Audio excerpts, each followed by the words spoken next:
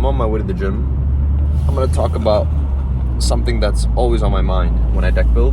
And I think it's not really a tip, but it's kind of like an eye opener or like something to think about when you're building your deck.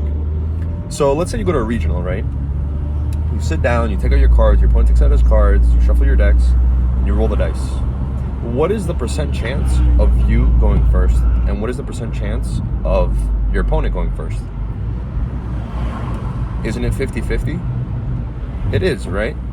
So why do some people main like extreme going first cards or extreme going second cards? And if you do either or, you're right? It's correct to main 3.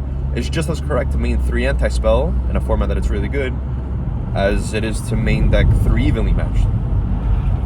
So we've seen it in the past. I think it was Thomas Rose in his Orcust list that played 10 going second cards. I think he played Pankratops, Kaijus, right? And then he played his Orcust deck, like with the Orcust cards. And it was amazing, right? Because you don't know if you're going to win or lose a dice roll. Like, they could be phenomenal for you, or they could be bad. But in my opinion, cards like Pankratops or like Alpha, I think it's Alpha the Master of Beasts or stuff like that, although it's, amazing going second, it could also be good in the grind game.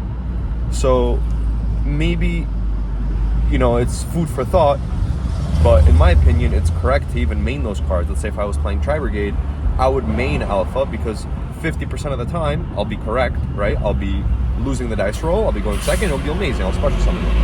But in other games, let's say I go first, I would have to draw it, and then I would have to also not draw combo, and then I also have to not see another turn for it to be dead. So I think that's something to think about when you're building your deck, just to know that it's a 50% chance you're going to go first and 50% chance you're going to go second. Also, you play 1 to 2 games out of 3 with a side deck. So you play more games in a tournament with your side deck than not with your side deck. That's just something to think about.